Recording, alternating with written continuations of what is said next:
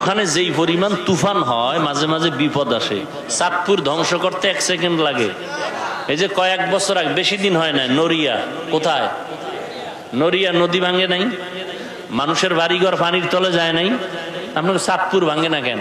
ভাঙ্গে, আপনাকে যাইতে 1 সেকেন্ড লাগবে না এই পানির তলে। খালি আল্লাহ যদি অর্ডার দিয়ে দেয় নদী গরম হওয়া শেষ। এই বড় স্টেশন, এই মোহনায় কত মানুষ চলে গেল, লঞ্চ চলে গেল, ট্রলার চলে গেল। কিন্তু এখন সে কুদরতের জায়গায় গিয়া ওই কুদরত দেখে না, লিপস্টিকের কুদরত দেখে। ডানা কাটা পরীরা বসে থাকে ওখানে, ভ্রমণ করে, ভ্রমণ। আমার ভয় লাগে। 2004 সালে, কত সাল, ইন্দোনেশিয়ায় সুনামি হয়েছিল। কি ইউটিউবে যারা এই লাইনে দৌড়াচ্ছেন, সার্চ দিয়েন, আজকে সার্চ দিয়ে দেখেন, সার্চ দেন 2004-এ ইন্দোনেশিয়ার সুনামি।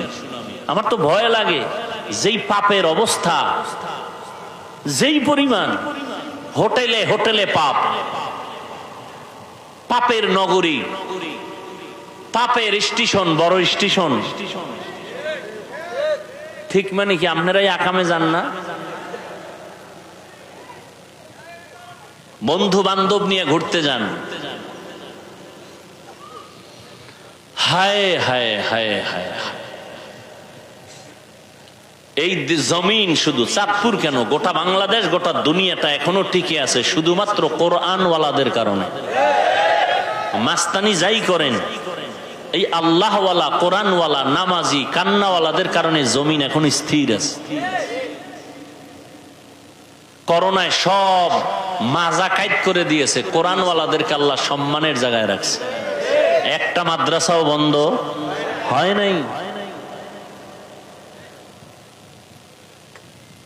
তো দুনিয়াটা পরীক্ষার হল, এটাই পরীক্ষা। বয়ান চলতেছে, এমতো অবস্থায় কেউ দোকানে বসে টেলিভিশন দেখতেছে, কেউ মোবাইল চালাইতেছে, মাইকের আওয়াজ শুনতেছে, জানালা আটকায় দিছে, ভাল লাগে না, কি করি, টেলিভিশন দেখো।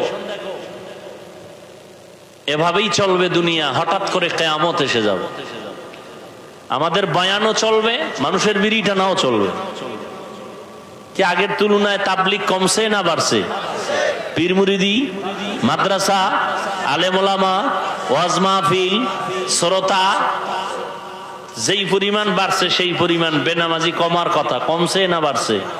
গাঞ্জাখোর, মদখোর, বেপর্দা, বিষয় কি? ওদের আকামও চলতেছে পাল্লা দিয়ে, আমগো বয়ানও চলতেছে পাল্লা দিয়ে।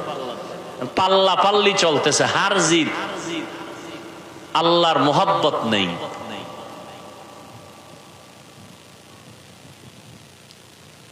আল্লাহ আমাকে আপনাদের সবাইকে হেদায়েত দান করুন।